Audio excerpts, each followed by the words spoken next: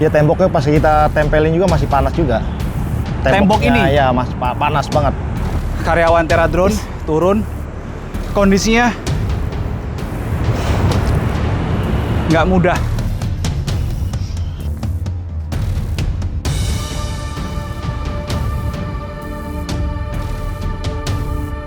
Ini cerita menyelamatkan yang naik ke 15 atas, 15 orang. Ya di rooftop itu.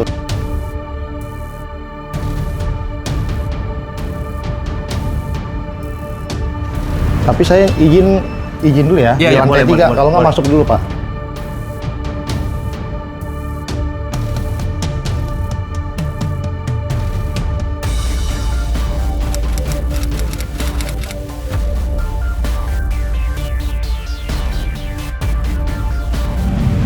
Inilah kondisi kantor Teradrone Indonesia yang terbakar tanggal 9 Desember 2025 kemarin. Polis lain masih terpasang, tapi memang aktivitas di sini kalau saya lihat di sekitaran gedung ini sudah sangat minim aktivitas, hanya nampak ada pos pelayanan di sana dari pihak kepolisian. Kalau kita lihat juga di sini masih nampak berserakan kaca-kaca yang ini diduga kuat dari atas ini ya. Kita lihat ada kaca-kaca berwarna hitam yang sama warnanya dipecahkan. Diduga kuat ini untuk mengeluarkan kepulan asap pada saat itu yang diduga pada saat kejadian asap ini untuk sirkulasi udaranya kurang sehingga butuh pemecahan kaca begitu ya. Kondisi di lantai 1 yang diduga ini adalah tempatnya ruang baterai yang juga ini merupakan diduga kuat menjadi sumber api. Nampak hancur ya kalau dilihat dari dalam. Sayang sekali kami tidak bisa masuk ke dalam karena memang ini masih di police line. Tapi kurang lebih beginilah kondisinya. Sedikit-sedikit memang masih tercium bau-bau hangus begitu, tapi tidak terlalu tebal aromanya. Beginilah situasi yang terkini di kantor Teradrone Indonesia. Saya juga sebenarnya mau tahu juga kronologisnya seperti apa, tapi kalau kita lihat kondisi begini, kondisi realnya begini ya. Nah, tapi yang unik adalah dua ruko di sebelah kanan dan kirinya ini tidak sampai hangus terbakar, hanya bangunan Teradrone Indonesia. Ini tidak terbakar. Kemudian di ujung kiri sana juga merupakan ada ruko juga tidak terbakar, hanya di tengah-tengah sini saja yang terbakar. Ini artinya api tidak menyebar ke kanan dan juga di sisi kiri. Tapi sekali lagi aroma-aroma hangus itu masih sedikit tercium. Nah, saya mau coba ngobrol-ngobrol juga, mau tahu ceritanya kondisi-kondisi pada saat kejadian itu seperti apa. Pak, permisi Pak. Saya dari Liputan AMC TV, Reno Pak. Ya, Rian. Ya, saya mau tahu cerita dari kronologis terbakarnya Teradrone ini. Bapak bisa menceritakan nggak Pak? Kronologinya Pada saat kejadian Bapak ada di sini? pas saya lagi jaga. Oh, lagi jaga. Iya. Oh, ceritanya bagaimana itu Pak? Pas ceritanya itu awalnya apinya kan kecil Apinya dari baterai itu. Nah, awalnya keluar api, semakin lama dia semakin membesar, keluar asap hitam. Yang melihat api pertama kali itu yang apa ya? Yang pertama kali itu siapa? Semuanya Semua yang ada di sini? Semua yang ada di sini. Kebetulan kan ada karyawannya juga. Itu pada saat itu jam istirahat? Jam istirahat. Oh, lagi jam istirahat. Jam istirahat. Nah, pas kebetulan saya jaga di sini, kita ngelihat sama-sama. Untuk mau pakai apar, tetap nggak bisa. Udah pakai apar tapi Ya, tetap bisa padam apinya. Nggak bisa, semakin lama akhirnya itu meledak gitu. Keluar asap tebal. Oke. Larilah ke atas. Ke atas. Ya, asapnya itu. Udah itu aja. Tapi pada saat kejadian itu ada yang sampai berusaha menyelamatkan diri dari pintu utamanya nggak Pak? Dari tangga sebagian ada yang keluar. Pak, saya ajak kita mendekat ke sana boleh nggak Pak? Supaya bisa sambil menunjukkan Bapaknya. Sekarang saya juga pengen tahu, tadi Bapak cerita titik apinya kecilnya itu dari mana, mungkin bisa ditunjukkan saja, meskipun kita tidak bisa masuk ya Pak. Api kecil tuh dari mana pertama kali? Dari genset itu sebelahnya. Warna oranye itu? Ya, oranye itu. Oke. Nah, dari situ, titik awalnya. Itu genset apa itu Pak, kalau setahu Bapak itu? Mungkin ya kalau lagi mati lampu atau gimana kan pakai itu. Oke. Dan itu memang tempatnya di sini? Di situ. Jadi api pertama kali muncul sebenarnya tidak jauh ya dari pintu dari pintu depan nggak terlalu jauh ya? Nggak jauh. Oke. Dan itu tiba-tiba saja munculnya? Tiba-tiba. Oke. Kemudian setelah itu setelah itu ada api kecil, Ya. asap semakin tebal. Ya. Ke atas itu yang keluar lewat pintu depan ini sih ada berapa banyak orang? Wah, kalau kayak gitu paling ya ada 5 atau 6 lah. Karena kan kita teriak gitu. Itu kondisinya rolling door itu terbuka atau? Terbuka. Terbuka. Lebarnya Nggak terlalu lebar banget. Kayak pintu aja. berapa kalau? Ya seginilah. Berarti 2 orang untuk melewati itu nggak bisa? Bisa. Bisa 2 orang. Tetapi yang keluar lewat sini hanya 1 orang. Atau Yang hanya dari atas itu sebagian ada sekitar 5 atau 6 aja. 5 atau 6 Iya. orang. Oke. Terus yang tangga itu Bapak tahu nggak lokasinya di mana yang tangga untuk naik ke atas itu? Ada di paling pojok sebelah kiri. Sama Oh, lift berarti sebelah kanan. lebih masuk lagi. Ya, lebih masuk lagi. Berarti di dalam itu ada tangga sebelah kiri, Ada sebelah kiri, lift sebelah kanan. lift sebelah kanan. Ini berapa lantai sih, Pak? Ada 7 kalau nggak salah. Ada 7 sampai di rooftopnya berarti. Rooftop. Oke. Kemudian yang sempat naik sampai ke atas itu bagaimana Pak ceritanya Pak? Coba. Kalau Bapak menyaksikan 15 orang itu ya? 15 Ya, orang. ya 15 orang. Itu kebetulan pas saya nyelamatin juga. Maksudnya menyelamatkan? Yang nyelamatin bagaimana? saya Oh. Iya, betul. Bapak menyelamatkannya gimana? dengan cara saya lewat samping. Lewat Lewat? samping kantor. Ah. Itu dengan sendirinya. Bisa dulu. Boleh? Ayo.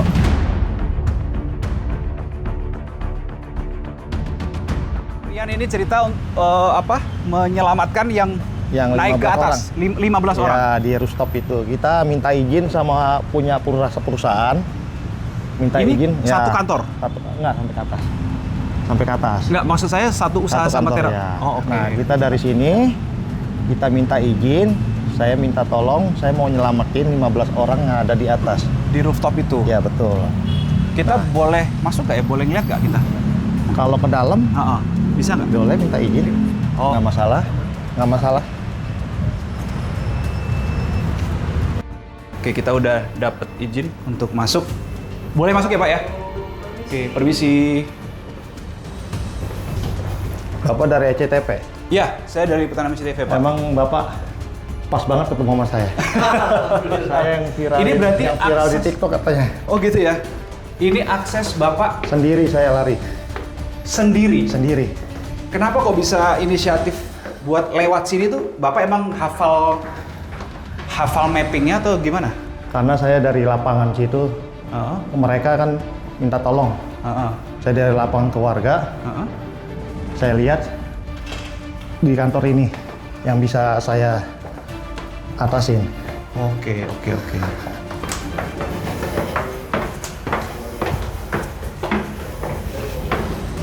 Selamat sore Bapak. Bang, izin ya Pak. Ke atas dulu. Pak Putu udah diambil belum? Udah. Udah. Permisi ya Pak ya. Maaf ya Pak. Gelap ya? Akses. Dan mereka berarti keluarnya juga lewat. Enggak. Kebetulan ada damkar, saya minta tolong damkar juga. Pak, tangga di sana sama tangga sini sama nggak sih? Pak, apa yang itu? Bangunannya sama nggak? Oh, satu lagi ya? Ini aja kecil loh tangganya. Iya, makanya itu. Oh, bukan di sini. Saya nggak lewat sini. Saya bingung. Waktu itu Karena posisinya Bapak cepet-cepet ya, Iya. pas itu ya.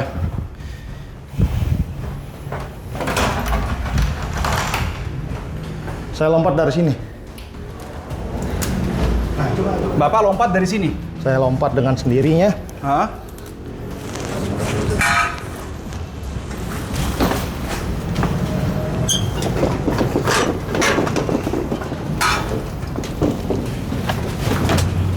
Bisa. Nah, awal mulanya di sini kita naik. Oke.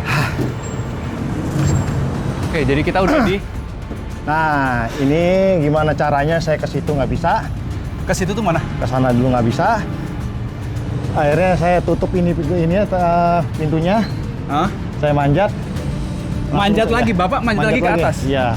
Saya langsung ke bawah. Ke bawah mana? Ini ke bawah ini kan ada bawah lagi nih. Oh, oke. Nah, mau naik lagi? Bisa. Ayo. Hah? Oh, kita Coba. menunjukkan si Bapak perjuangan. Ayo, boleh. Go.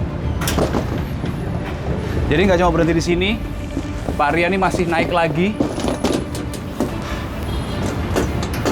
Jadi kalau kita lihat tadi posisi naiknya tangganya tuh sempit banget. Kurang lebih ukurannya segitu juga ya. Bisa no? Bismillah. Aman nggak itu, Pak? Aman. Aman ya? Saya naik ke sini. Sebenarnya saya trauma, Pak. Kenapa? Saya trauma karena saya ini. Maaf, Pak, dari sini apa Bapak juga nggak bisa naik pasti. Oh, susah ini, susah. Susah ini. Dari sini, kalau Bapak. Ini.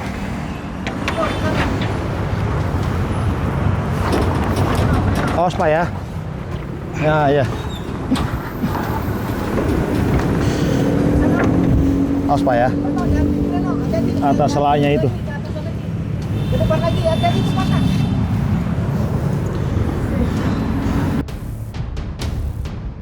Jadi udah di sini. Nah, Terus ke gimana? sana. Saya ke sana muter, nah ketemu lah ini. Ini aman ya ini ya? Aman, tapi di sela-sela itu, Pak. Oke. Jadi muter ke? Ini kita ngerangkap aja. Pelan-pelan ke sana. Oke, jadi Tulang ini aja. Terus gimana? Muter ke sana, Pak. Susah, Pak. Bahaya, Pak. Iya, muter ke sana. Tapi di sana ada pintu masuk. Ah, di sana nggak ada, Pak. Terus nanti penyelamatan gimana? Ke kiri saya. Nah, ketemulah tangga yang mereka pada turun melalui tangga. Kebetulan tangganya masih ada. Ayo, tadi Bang. Sebenarnya saya trauma, Pak. Pelan-pelan. Bismillah, bismillah.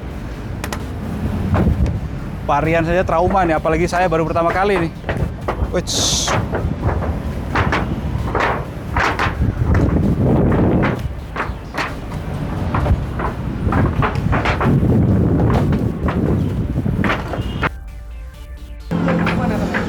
Ini kita ke titik yang di video itu viral. Itu karyawan ya, Pak ya? Ya, Karyawan itu turun dari tangga. Teradron. Karyawan Teradron turun dan kondisinya nggak mudah. Jalan aja harus penuh berhati-hati. Apalagi saya nggak kebayang pada saat itu kejadian api besar, Asapnya tebal. asapnya keluar dan mereka harus berpacu dengan waktu untuk menyelamatkan diri dengan kondisi medan yang saya pribadi ini sulit. Kita melalui sini, Pak. Itu dengan saya sendiri. Bapak lewat sini sendiri? Ya, sendiri. Dan salah satu ada yang mau lompat. Salah satu? Perempuan yang kerudung pakai warna pink. Hah? Akhirnya mau terjun, pas sampai situ dia terjun. Langsung saya tangkap sendiri. Saya tangkap sendiri. Insya Allah. Itu dengan keberanian nekat saya. Kalau akses Sendiri. masuk lewat mana? Ya, Akses masuk pintu masuk yang Teradron itu tadi yang di bawah. Yang Nggak tadi ada lagi, nggak ada lagi. hanya itu saja? Hanya itu aja. Pintu belakang, Pintu belakang nggak ada. tadi yang pintu samping yang kita masuk itu nggak connect sama Teradron? Bukan. Connect-nya yang sama ini aja? Jadi nggak ada aksesnya. Itu tangga apa? Itu tangga yang di atas itu, Pak. Yang ada di tangga di atas itu. Oke, itu sengnya Ya, aksesnya itu jebol? pas kita jebol, pas lagi ada damkar. Damkarnya? Damkar melalui tangga, ada bawah tangga juga. Dari minta mana tolong. dia? Dari bawah. Yang tadi bawah itu. Oh, Yang kejadian yang kebakaran parkir paling itu? pojok. Paling pojok sebelah kanan. Oh, yang ada ruko itu? Ya, betul. Oh, yang ada rumah makan Chinese food itu? Enggak, yang ada rukonya. Oh, yang ada Bukan- rukonya. ya, Oke. Kemudian setelah 15-nya Orang. turun, 15 orang turun, ya betul. lalu Bapak juga ikut balik lagi ke sini atau lewat tangga? Lewat situ. Lewat tangga. So nggak mudah untuk evakuasi. Sampai sekarang saya masih ngos-ngosan ya. Dan sambil deg-degan juga, ini karena tinggi juga. Masalahnya ini pas viral ini kan orang warga semua pada viralin, saya juga nggak tahu ya. Iya, Di iya, iya. TikTok, di IG, di YouTube juga ada. Makanya Dan semua- apalagi Pak Rian pada saat itu, ya kita juga sekarang tidak pakai APBD, ya. alat safety ya, Iya, alat keamanan ya. Iya betul. Naik tangga tadi dengan space yang satu itu buat aku itu cukup satu orang aja itu untuk naik turunnya tangga, habis itu keluar lompat, setelah lompat masih naik lagi yang tadi, jalan pelan-pelan lewat sini. Saya nggak mau lanjut ke sana karena sana udah nggak ada nggak space ada. lagi ya. Tapi itu dilakukan oleh Pak Rian pada saat tanggal 9 Desember kebakaran kemarin ya Pak ya. Total berapa yang diselamatkan? Yang total berapa Pak? Ini 15 orang. 15 Saya orang. selamatin, ya. Berapa perempuan, berapa laki? Masih ingat nggak? Kalau perempuan kayaknya sih 4. Perempuan Sisanya 4. laki ya. Sisanya laki-laki. Iya betul. Ada yang lansia? Nggak Atau ada. muda semuanya? Muda semua. Muda semuanya Mudah ya? semua. Kebetulan saya juga dibantukan dengan sama damkar. Nah, dia kan kepake alat safety APBD. Kalau saya ini enggak, pakai baju kaos aja. Teman-teman liputan SCTV dapat gambarannya gimana pada saat itu proses evakuasinya dilakukan dari rooftop sana. Kemudian 15 orang turun lewat tangga yang saya rasa itu juga nggak terlalu lebar ya Pak ya, anak tangganya. Dan Pak Arya menyelamatkan seorang diri dibantu dari damkar yang dari bawah. Karena pada saat itu api masih terus berkobar ya Pak ya? Bukan api juga sih, Asap ya? asap yang paling bahaya.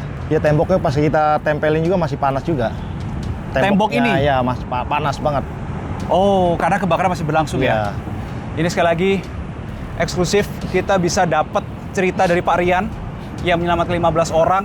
Dan kita juga secara eksklusif dapat langsung gambarannya gimana Pak Rian ini menyelamatkan prosesnya dari naik tangga, gedung samping, naik ke sini, merangkak, pada situ merangkak ya Pak ya? Merangkak di sini, terus ke sana, pinggir tanpa ada safety yang diceritain Pak Rian. Kita mendapatkan cerita dan melakukannya secara langsung. Saya melakukannya secara langsung bersama-sama dengan Pak Rian di sore hari ini.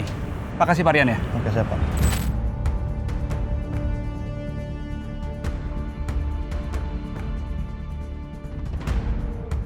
Tadi saya sudah dari TKP Gedung Teradrone Indonesia yang kebakar. Sekarang saya sudah di ruangan Kasat Reskrim Polres Metro Jakarta Pusat, AKBP Robi Saputra. Saya sudah bikin janji sama Pak Robi untuk saya mau mendalami update penyidikannya seperti apa, update hukumnya dari sisi hukum ini seperti apa. Kita akan coba masuk. Mas, permisi. Reno, liputan SCTV sudah janji dengan Pak Kasat? Sudah bisa? Ada. Oke. Isi Mas ya. Halo Bang. Halo, ya. Sehat Bang? Ya. Reno, liputan SCTV baik. Ya. Aduh, terima kasih. Kita sudah Duduk bertemu. Oke, kita ngobrol-ngobrol sama AKBP Robi Saputra, Kasat Reskrim Polres Metro Jakarta Pusat. Jadi gini, Bang Robi, tadi aku udah dari ruko yang kebakar. Oke. Dan udah ngelihat proses jalur evakuasi seperti apa yang dari rooftop itu dan sebagainya. Ya. Tapi aku lebih mau mendalami dari sisi kasusnya nih Bang. Dari segi hukumnya. Update-nya kan sudah ada satu tersangka ya, MW, di rutenya Teradrone. Apa sih alasannya polisi menersangkakan si MW ini Bang? Baik, jadi kita bergerak dari suatu peristiwa yang terjadi. Ya. Tapi sebelum itu kita bersama-sama berbela-sungkawa ya kepada 22 korban yang menjadi korban, meninggal dunia, termasuk satu orang Kapolsek yang terluka berat saat evakuasi. Kapolsek Kemayoran terluka berat. Tangannya terkena pecahan kaca jatuh dari atas dari gedung. Jadi peristiwa ini adanya kebakaran, adanya korban jiwa. Oke. Kenapa ini terjadi? Ternyata kita selidiki, semua fakta-fakta kita kumpulkan. Kenapa? Apa yang kita temui ya secara umum sudah diketahui masyarakat bahwa dalam gedung itu tidak ada pintu lain, hanya melalui pintu bawah. Terus kemudian pintu bawah, pintu depan. Terus fakta lainnya tangga daruratnya tidak ada untuk evakuasi, hanya ada satu akses, dua akses dengan lift, tapi ketika keadaan kontingensi lift kan tidak bisa digunakan. Terus kemudian peralatan untuk kebakaran cukup atau tidak memadai ya, faktanya kan tidak memadai. Terus kemudian kita lakukan pemeriksaan saksi-saksi dan kita dapati kesimpulan untuk saat ini adalah bahwa pimpinan sebagai orang yang semestinya mengetahui atau semestinya mengetahui suatu keadaan yang berpotensi terjadinya kebakaran dan korban jiwa, namun tidak melakukan kegiatan-kegiatan pencegahan, itu kan seperti pembiaran. Nah, jadi kita kenakan di 187, 188, 359 KUHP. 187 itu dengan sengaja mengakibatkan keadaan salah satunya adalah kebakaran dan korban meninggal dunia. Terus kemudian 188 itu karena lalainya. Terus 359 itu karena lalainya mengakibatkan korban meninggal dunia. Oh ya, bisa kita lihat saja di sini ya. Oh ini mapping denahnya. Ini rekonstruksi kebetulan Gimana? Bisa dijelasin gimana? Jadi Bang? ini ibarat gambarnya. Ini gedung ini memang lebih tinggi daripada gedung sekitarnya. Kalau gedung sekitarnya sekitar 3 lantai, dia 6 lantai 7 dengan rooftop. Nah, jadi kalau di video yang viral itu, yang penyelamatan itu dari rooftop dari sini. Ya kebetulan saya tadi dari rooftopnya itu Bang. Ya. Bukan dari rooftopnya sih, dari lantai sini untuk melihat ada tangga yang menjulur ke bawah kan itu ya? Baiklah. Nah, jadi kebakaran itu ada di lantai 1. Oke. Jadi karena komposisi dan keadaan gedung yang demikian, hanya ada satu akses, tidak ada akses dari pintu samping, pintu belakang, sehingga ketika terjadi kebakaran di sini dan menutup akses tangga atau keluarnya, otomatis lantai 2, 3, 4, 5, 6 dan rooftopnya terisolasi, nggak bisa keluar. Harus cari pintu lain. Pintu sampingnya tidak ada, di lantai 4 dan lantai 6 juga tidak ada. Connecting dengan 2 bangunan di sebelah juga nggak ada? Nggak ada. Tidak ada. Ini kalau ini kan yang keseluruhan deh Bang ya. Ini kalau yang di sini denah lantai 1, berarti pintu masuknya hanya benar-benar di sini aja. Ya, benar. Nah, Yang sampai sekarang masih kebuka itu dan di Polislan itu ya. betul, jadi lantai 1 ya. Nah. Terus titik kebakarannya tuh awal mulanya di ruang mana, Bang?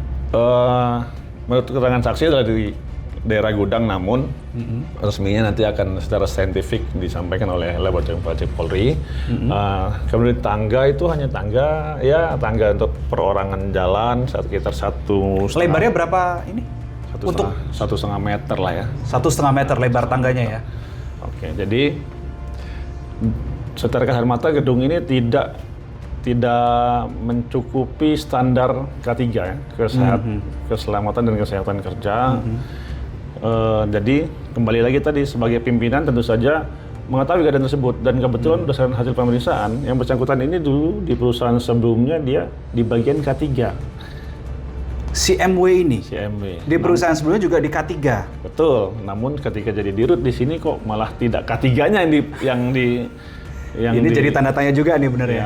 Yang menjadi atensi, sehingga kami yakini bahwa MW ini bertanggung jawab karena dengan sengaja atau lalainya mengabaikan keselamatan kerja tadi, tidak memberikan fasilitas yang menjamin kesehatan dan keselamatan kerja sebagaimana diatur dalam Undang-Undang Nomor 1 Tahun 70.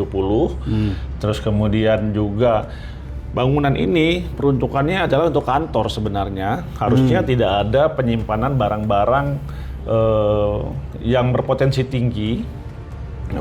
tinggi, rawan kebakaran, ya seperti baterai litium itu kan kita tahu ya. Betul. Itu rawan kebakaran, dan di situ ternyata dijadikan tempat penyimpanan, sehingga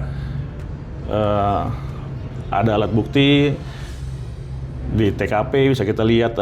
Kami ambil kemarin ada beberapa bukti asap abu, kemudian bekas-bekas baterai terbakar dan alat pemadam api ringan yang digunakan namun tidak sesuai dengan peruntukannya, karena kan peruntukannya litium yang terbakar. Tuh, jadi itu kalau mungkin terbakarnya kompor harusnya bisa pakai itu, tapi ini kan bukan. Nah, terus kemudian izin-izin, dokumen, kemudian izin usaha kerja atau izin rukonya nih? Izin IMB dan seterusnya. Nah, itu tapi ada beberapa yang tidak saya sebutkan semuanya, namun salah satunya adalah visum yang menunjukkan bahwa adanya korban kematian. Juga nanti akan diperkuat lagi oleh hasil forensik ya, hasil dari Laboratorium Forensik Polri. Tentu saja akan menguatkan sangkaan kami kepada yang bersangkutan. Nah, ruko ini punyanya MW juga atau punya orang lain? Bukan. Jadi ruko ini adalah sewa dari perusahaan itu ke pemiliknya. Pemiliknya juga kami panggil sebagai saksi. Sudah dipanggil? Sudah kami layangkan panggilan. Tapi untuk memang jadwalnya tidak pada minggu ini. Nanti kita akan lihat perkembangannya. Dan tidak menutup kemungkinan bukan hanya MW, tapi siapapun yang bertanggung jawab atau memiliki tanggung jawab sesuai dengan perannya yang tidak dilaksanakan atau karena oleh kegiatannya malah terjadinya kebakaran yang mengakibatkan korban jiwa ini akan kami periksa, dan ya jika cukup bukti akan ada tersangka berikutnya. Oke, pertanyaan saya gini Bang, yang sampai sekarang belum terjawab. Api itu kan nggak tiba-tiba muncul ya? Kan bukan sulap, bukan magic juga gitu. Nah, api ini pertama kali muncul percikan atau api ada sumbatan api itu dari apa, karena apa? Ya, itu yang kita tunggu secara saintifik. Sudah dilaksanakan pemeriksaan oleh Laboratorium Forensik Polri. Nanti akan disampaikan. Kalau memang tidak ada halangan, mungkin Jumat siang setelah sholat Jumat atau setelah tengah hari kami akan rilis lagi bagaimana hasil pemeriksaan secara saintifik oleh Lab Polri tersebut. Ya, tapi untuk keterangan saksi-saksi memang ada yang menyampaikan bahwa di gudang itu ada baterai yang jatuh. Sebabnya apa? Tapi kemudian setelah jatuh mengakibatkan api. Kemudian teriak, manggil yang lain, bawa apar, sempat disemprot, tapi bukannya mati, malah menyambar ke baterai-baterai yang lain sehingga tidak terkendali dengan waktu yang cepat dan dampak yang masif. Ini berarti gudang tuh maksudnya dimaksud di sini, Bang, atau di titik mana nih? Ya, kurang lebih lah ya, itu kan keterangan dari saksi-saksi ya. Oke, nanti masih akan finalnya, masih akan hasil pendalaman lebih lagi, analisis lagi, dan nanti akan segera dirilis kalau sudah ada resume atau hasil conclusionnya seperti apa. Saya penasaran juga gini Bang, yang ramai di media sosial,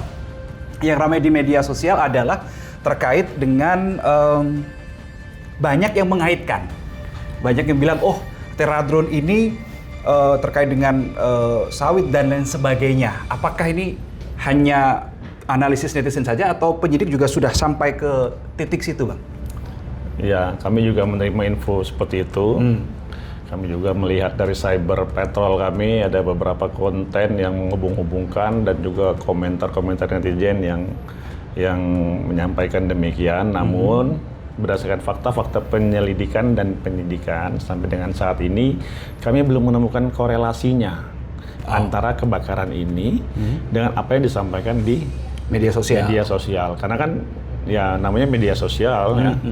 Netizen, semua warga boleh menyampaikan apa pikirannya, apa pendapatnya tanpa perlu filter akademik, tanpa perlu filter pengalaman, tanpa perlu filter-filter lainnya, sehingga apa yang disampaikan di media sosial sih kami tampung sebagai informasi yang bisa menjadi kemungkinan, namun saya tegaskan sekali lagi sampai dengan saat ini tidak ada korelasinya antara apa yang disampaikan mengenai dihubung-hubungkan dengan bencana yang sekarang dengan lain-lain, ya sampai dengan sekarang sih kita tidak temukan demikian. Sudah ada berapa saksi sampai sekarang yang diperiksa sama polisi terkait kebakaran Terradrone ini? Kalau sampai dengan hari ini artinya 13 saksi ya. 13. Termasuk tersangka? Belum, 14 artinya ya dengan tersangka ya. Tapi juga masih ada tambahan-tambahan saksi lainnya dari pekerja yang kemarin sempat memadamkan api, terus kemudian bagian-bagian karyawan yang di bidang human resourcing. Terus kemudian juga nanti akan kami lengkapi dengan keterangan-keterangan ahli, ya, keterangan ahli yang akan menunjukkan bagaimana kebakaran ini, ahli kebakaran ini, terus kemudian ahli-ahli yang menjelaskan tentang perizinan dan sebagai macamnya. Oke. Nah, di video yang beredar juga yang didapatkan oleh awak media adalah ketika rekan-rekan dari Satreskrim Polres Metro Jakarta Pusat ini menangkap MW di apartemen Jakarta Selatan di kawasan Setiabudi. Saya mendengarkan MW ini sempat bilang gini, Bang. Loh, saya kan dipanggil besok jam 10. Ketika saya terima itu kan besok jam 10. Ya. Begitu, kurang lebih kata-katanya. Saya nggak tahu itu waktunya kapan dan sebagainya. Ini bisa dijelaskan kenapa kok ditersangkakan padahal sudah ada rencana pemanggilan atau seperti apa? Ini kronologisnya ya, kenapa? Jadi ini namanya proses penyidikan. Dimulai dari proses penyelidikan, yaitu mencari apakah ada unsur tindak pidana dalam suatu peristiwa. Kemudian bila ditemukan unsur tindak pidana dalam suatu peristiwa, naik menjadi penyidikan. Nah, pada hari kejadian itu sudah kita tingkatkan jadi penyidikan karena kami yakin dengan apa yang kami temui, terus kemudian dengan alat bukti yang sudah kami temui, terus kemudian untuk tersangkakannya memang masih ada beberapa dokumen yang kami perlukan yang belum keluar, sehingga kami masih membuat dalam membuat terang suatu peristiwa, ya, penyidikan ini kan membuat terang suatu peristiwa pidana, mengetahui bagaimana siapa pelakunya, bagaimana modusnya, bagaimana motifnya. Ini kan proses penyidikan. Nah, dalam proses penyidikan itu kami layangkan surat memang kepada yang bersangkutan sebagai saksi yang harusnya hari ini atau besoknya. Oke. Namun dalam rentang waktu perkembangan penyidikan, siang, sore kami sudah mendapatkan hasil visum korban meninggal itu sudah keluar, terus kemudian ada beberapa alat bukti yang cukup untuk membuat atau meningkatkan status yang bersangkutan menjadi tersangka. Ya malam kami gelar langsung. Oke. Kami gelar naik status jadi tersangka juga, ya langsung kami cari keberadaannya. Kami cari keberadaannya karena yang bersangkutan ini menurut kami juga empatinya mungkin ya kurang atau bagaimana, karena sempat dipanggil klarifikasi, terus pagi minta undur siang, terus siang siang berarti sudah ada komunikasi dengan ada MW komunikasi sebelumnya? dengan penyidik, terus kemudian siang minta minggu depan, terus kemudian sempat tidak bisa dihubungi. Ya. Jadi menurut kami dengan kejadian yang tidak biasa ini semestinya seharusnya pimpinan dari perusahaan itu, pimpinan dari para korban itu ada sense of krisisnya, ya, ada ibanya. Bahkan kalau perlu tidak perlu kita undang, dia sudah menyampaikan fakta-fakta, ya kan? Aktif, kooperatif lah ya. Kooperatif. Menurut kami adalah demikian, sehingga ya sudah malam sudah naik jadi tersangka, ya udah kita jemput, kita cari keberadaannya. Ketemu ya, kita langsung bawa. Dengan sempat tidak bisa dihubungi itu, apakah penyidik Bang Robi itu mengendus ada indikasi wah mau kabur nih atau gimana gitu Bang? Kalau itu sih kita tidak bisa simpulkan, namun dengan tidak mau berkomunikasi aktif dengan penyidik itu menunjukkan itikat yang kurang baik, ya, atau tidak baik ya. Kalau itikat kurang baik itu ya nanti dia kabur atau secara pasif tidak mau datang, itu ya berbagai macam lah implikasinya. Namun yang kami temui yang kami dapat kesannya adalah ini kayaknya tidak kooperatif. Ya, Sehingga segera dijemput, segera diperiksa supaya kasus ini bisa segera terungkap terang benderang ke publik ya. Jadi sebenarnya Mas, yang lebih penting lagi ini adalah kejadian yang memilukan yang terjadi di Indonesia, Jakarta, khususnya di Jakarta Pusat. Ada 22 korban. Ya. Ini bukan hal yang biasa, ya kan? Ini harus menjadi evaluasi kita semua. Setuju. Termasuk warga masyarakat dan pelaku usaha yang mungkin saat ini masih baik-baik saja, tapi ini kan bisa saja terjadi pada lingkungannya. Anytime, ya kan? Mungkin dari sini bisa jadi self-aware,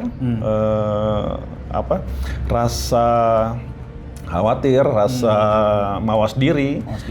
Apakah tempat tinggal saya, lingkungan saya, atau ruang kerja saya aman dari bahaya yang serupa? Exactly. Itu ya kan? Pimpinan-pimpinan seperti Bapak MW yang punya usaha, punya kewenangan, punya wewenang, punya tanggung jawab terhadap para karyawan yang ada di bawahnya, itu langsung sadar diri. Dan self-assessment lah minimal.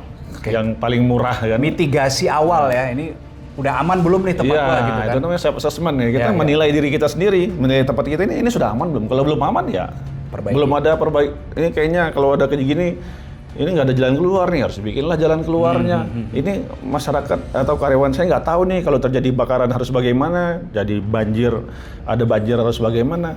Itu yang lebih penting.